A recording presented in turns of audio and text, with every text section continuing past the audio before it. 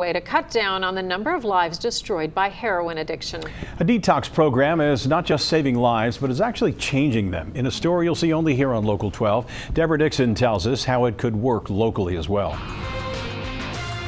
Being in here, even though it's in this little bitty closet, like brick closet, like Jude closet, I'm actually happy. There's peace. This is just a new life, and I'm so excited for it. I'm so grateful to be in jail right now rather than dead. A new life and peace in treatment at the detox facility in Louisville Metro's Department of Corrections. It's one of the largest in the country, treating 60 men and 30 women battling addiction. It's called Enough is Enough. Addiction has all kinds of faces. It's like everybody's not running the streets. I mean, I was at home with my children going to PTA meetings high. Most of the women are here because of heroin. The ones in counseling have been through detox. They help new inmates go through it.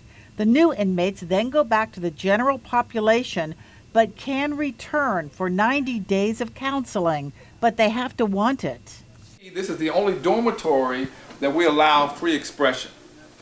So you see all over the walls is something positive.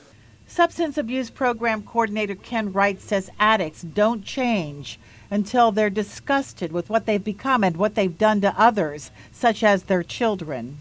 The guilt and shame becomes so overwhelming. I mean, if you have children, you know. Can you imagine making choices that caused you to leave them? He'll be 9 June 30th, and I will be in here. He wrote a letter. It says, "Dear Mommy, I love you, Mommy, and I hope you get out of jail and get better and not go to jail ever again." When you present them with the facts and you challenge them to take a look at who they really are and what their lives have been, they have a tendency to say, okay, what do I need to do to change? The day starts with goals. Treatment includes classes such as parenting, moral recognition therapy. Then there is the 12-step program. We believe alcoholism and drug addiction is a disease. That's what we believe. Taking it all in is a team from the Hamilton County Jail. Major Charmaine McGuffey has an area ready to be a detox unit, starting with women for now. She's here to see how the program works. Right now, the issue here is money. A lot of this stuff is not money driven. We need to be creative from the heart and to be able to provide some services for these persons so they won't come back. Women call each other out for bad behavior. It's called accountability here. In the jail, it would be snitching. They don't see it that way. And accountability is when we hold ourselves, it has to be from a loving place. It can't be like I'm trying to get her. Like, just to wear each other's mirrors, we need to realize what we're doing wrong. And here I'm worried about, doing something different for my life. How about I try something, how about I try something that's not Lexi's way anymore? I try to listen to somebody.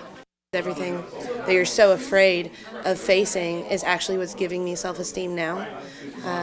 I can't lean on my parents. I can't lean on other drug addicts. I can't lean on a man or a woman. I have to be my own person. And for the first time, I actually think I can be. What it does for me is it gives me hope. It gives me hope that we can reduplicate this in Hamilton County. I think we can make a difference. When it comes to addicts, the charges usually aren't serious enough to stay in jail. They're going to get out and use again, or get out and live again. I used to want to be a nurse, but now I think I know that I want to help people. I want in addiction. I want to save somebody's life like somebody saved my life. Enough is enough. Deborah Dixon, Local 12 News. Hamilton County Commissioner Dennis Dieters, who's also head of the county's heroin task force, says he'd like to bring the Louisville program to the Hamilton County Jail. The head of the jail, Major Charmaine McGuffey, who you saw in those pictures, will make a presentation to commissioners in the near future on what she's learned on this tour.